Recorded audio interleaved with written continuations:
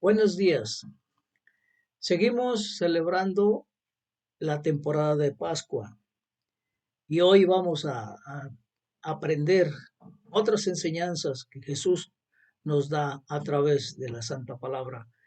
Y bien, vamos a celebrar hoy el tema de esta semana, que es el sufrimiento y la cercanía de Dios. Espero que no se retiren porque vamos a hablar del sufrimiento y a veces no nos gusta, pero vamos a ver que es importante y es interesante. Nuestro sermón de hoy se llama Cuando la vida es bella y dura, y está sustentada en la primera carta del apóstol Pedro, en el capítulo 3 y versos del 13 al 22. Y para iniciar este mensaje, quiero leerles una historia interesante que quiero que le pongan atención porque vamos a tocar algunos puntos importantes también de ella. Dice así: la autora Kate Bowler parecía tenerlo todo. A los 35 años estaba casada con su novio de la escuela secundaria canadiense. Tenía un bebé de 1 año. Había conseguido un puesto en la facultad de Duke Divinity School y había terminado su primer libro de investigación académica llamado Bendecido, una historia americana del Evangelio de la Prosperidad. Y luego empezó a tener dolores de estómago y nadie podía decirle por qué. Un día, cuando estaba en el trabajo, recibió una llamada de un asistente médico que le dijo que tenía cáncer en etapa 4 y que necesitaba ir al hospital de inmediato. Todo lo que pudo decir fue: pero tengo un hijo, no puedo terminar. Este mundo no puede terminar. Tan solo acaba de empezar. Como historiadora, Bowler había investigado el Evangelio de la Prosperidad para su libro. Y esta es la idea de que Dios quiere recompensarte según tu nivel y calidad de fe, generalmente en forma de riqueza material, buena salud y otras señales externas de favor. Y aunque se consideraba a sí misma como una observadora, no como una creyente de las promesas del Evangelio de la Prosperidad, cuando recibió el diagnóstico de cáncer, Bowler reconoció en sí misma la creencia tácita de que ser una buena persona y recibir bendiciones estaban relacionados causalmente de alguna manera. En 2016, Bowler escribió un artículo editorial de opinión para el New York Times llamado La muerte, el Evangelio de la Prosperidad y yo, donde sugirió relajar nuestro control sobre la necesidad de descubrir por qué cosas como la etapa 4 del cáncer le suceden a las madres de 35 años sin factores de riesgo hereditarios. La respuesta a su artículo la sorprendió. Fíjense bien por qué. Miles de lectores escribieron para apoyar, incluso defender, la idea de que tenía que haber una razón para que sucedieran cosas malas, ya sea que se tratara de evidencia de un pecado sin arrepentimiento o de una oportunidad para ella de usar sus habilidades de escritora para la gloria de Dios. Los lectores querían que supiera que había una lógica oculta en ese aparente caos. Todo sucede por una razón. Era algo que escuchaba a menudo. ¿Qué te pareció la historia, hermano? Pues bien, estas respuestas probablemente no sean muy diferentes a lo que podíamos pensar o decir cuando nos enfrentamos a una situación trágica, ¿verdad? Y es importante considerar nuestros pensamientos sobre el sufrimiento por dos razones. La primera, todos enfrentaremos sufrimiento en esta vida porque es la condición humana. Y segundo, como podemos ver en la historia de Bowler, lastimamos a quienes sufren al sugerir que se lo merecen o que habrá algún tipo de resultado positivo. Y estas son cosas que simplemente no sabemos. Y cuando tratamos de hacer que el paciente vea el lado positivo de la situación, imagínense, ignoramos su dolor, el dolor que está experimentando, y a menudo es un esfuerzo por hacernos sentir mejor acerca de la situación. Nosotros. Es por eso que debemos pensar profundamente en cómo respondemos al sufrimiento al de los demás y al nuestro.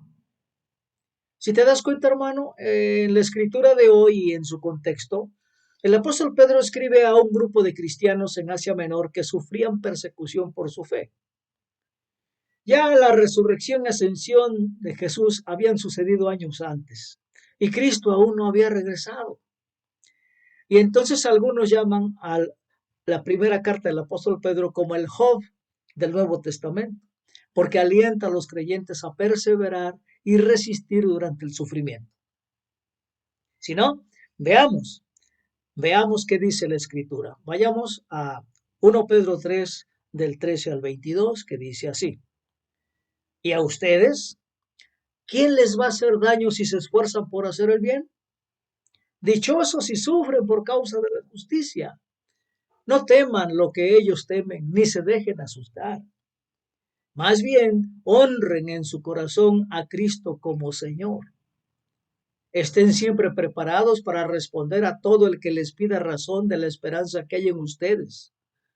Pero háganlo con gentileza y respeto, manteniendo la conciencia limpia para que los que hablan mal de la buena conducta de ustedes en Cristo se avergüencen de sus calumnias. Si es la voluntad de Dios, es preferible sufrir por hacer el bien que por hacer el mal, porque Cristo murió por los pecados una vez por todas, el justo por los injustos, a fin de llevarlos a ustedes a Dios. Él sufrió la muerte en su cuerpo, pero el Espíritu hizo que volviera a la vida. Por medio del Espíritu fue y predicó a los espíritus encarcelados que en los tiempos antiguos, en los días de Noé, desobedecieron, cuando Dios esperaba con paciencia mientras se construía el arca. En ella, solo pocas personas, 8 en total, se salvaron mediante el agua, la cual simboliza el bautismo que ahora lo salva también a ustedes. El bautismo no consiste en la limpieza del cuerpo, sino en el compromiso de tener una buena conciencia delante de Dios. Y esta salvación es posible, óigalo bien, por la resurrección de Jesucristo, quien subió al cielo y tomó su lugar a la derecha de Dios, y a quien están sometidos los ángeles, las autoridades y los poderes. ¿Amén? ¿Te das cuenta, hermano, de esa escritura? Y es que con el sufrimiento motivado por la persecución por la fe, podemos entender verdades más amplias sobre el sufrimiento y nuestra condición humana. Veamos. Primero, el sufrimiento no está necesariamente relacionado causalmente con lo que hacemos, porque vemos al mundo en términos de estímulo y respuesta y tratamos de dar sentido a lo que nos sucede determinando las razones por las que acontece. Y es que la mayor parte del tiempo los seres humanos cometemos errores y debemos afrontar las consecuencias. Y es así como aprendemos, ¿no te parece? Sin embargo, esta mentalidad de que todo sucede por una razón se queda corta cuando se trata de niños con cáncer u otras tragedias que no brindan un camino lógico de regreso a la causa. Y bueno, los creyentes lectores del apóstol Pedro sufrían, no porque hubieran hecho lo malo, sino porque estaban haciendo lo correcto. Si no, veamos lo que dice el versículo 13. Y a ustedes, ¿quién les va a hacer daño si se esfuerzan por hacer el bien? ¿Te das cuenta, hermano? Y a veces las personas que hacen el bien son perjudicadas. Y esto sugiere que ser bueno o hacer el bien no asegura que no soportaremos sufrimientos.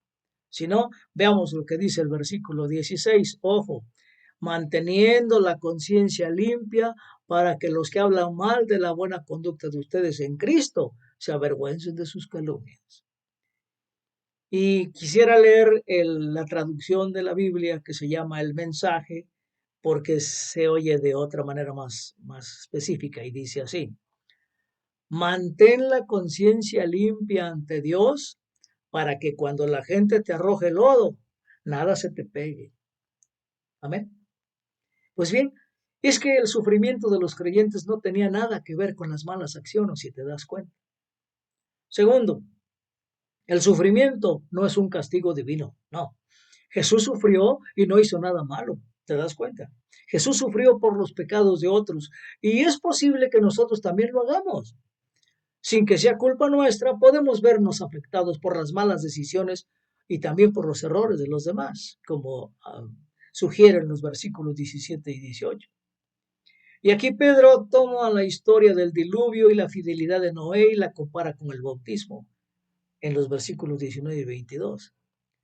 Y la escritura dice de Jesús, fíjese bien, por la resurrección de Jesucristo que subió al cielo y tomó su lugar a la derecha de Dios y a quien están sometidos los ángeles, las autoridades y los poderes, como lo leímos en los versículos 21 y 22.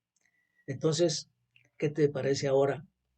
Y con esto nos damos cuenta de que Jesús tiene la última palabra en todo, incluido el sufrimiento. ¿O no lo crees así, hermano? El pecado no tiene control sobre nosotros, por tanto, creer que nuestro sufrimiento está relacionado con el castigo divino nubla el verdadero significado de la reconciliación que tenemos en Cristo. Y a veces sin razón el sufrimiento nos genera miedo e incertidumbre, pero también nos ayuda a dejar de culpar a las personas que sufren y a nosotros también. Al ser útiles y alentadores en los momentos de sufrimiento, sin darnos cuenta podemos decir cosas que parecen culpar, enjuiciar y no apoyar. Y necesitamos pensar en cómo podemos apoyar mejor a los demás y también a nosotros mismos. Si te das cuenta, después de su diagnóstico de cáncer, Kate Bowler pasó a escribir otro libro.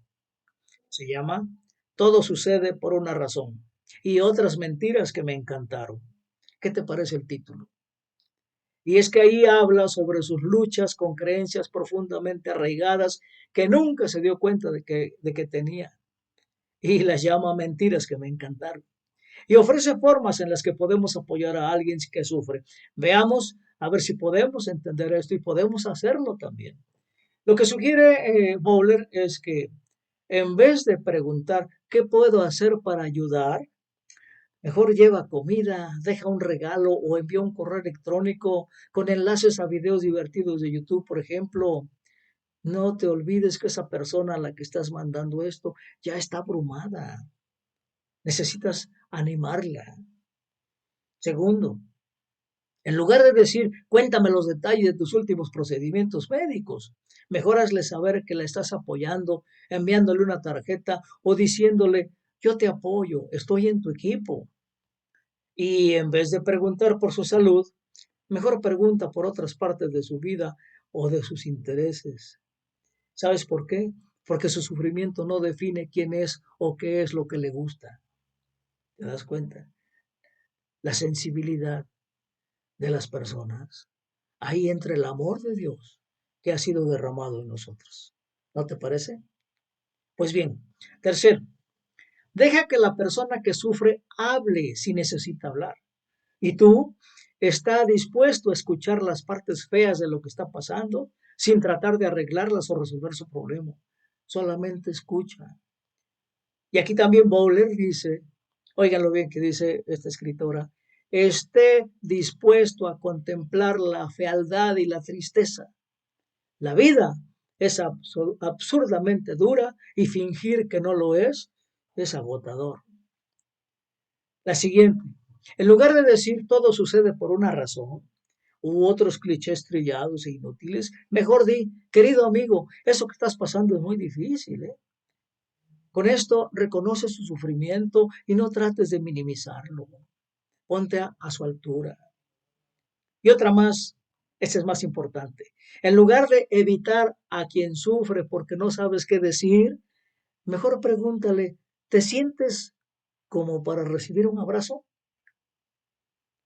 Porque, ¿sabes por qué? Porque para algunos el contacto físico es una tranquilidad reconfortable. ¿Qué te parece, hermano? Así que el sufrimiento es parte de nuestra existencia humana e igual lo era para Jesús cuando vivió como ser humano. Y podemos aprender de él que el sufrimiento no es un castigo divino. A veces es simplemente un evento aleatorio o daño colateral de la mala elección de otra persona. Puede ser la consecuencia de nuestros errores, pero no tenemos que castigarnos. ¿Sabes por qué? Porque el mundo está lleno de contradicciones. luz, oscuridad, alegría, dolor. Y todo esto es verdad. Y nuestro trabajo es comprender cómo manejar la tensión que crean estos opuestos sin culparnos a nosotros mismos ni a los demás cuando no sabemos por qué ocurren las tragedias. ¿Te das cuenta? Quedarnos callados y que Dios hable a través de nosotros. Bowler termina diciendo esto. La vida es tan hermosa y tan dura. ¿Sí? Así es.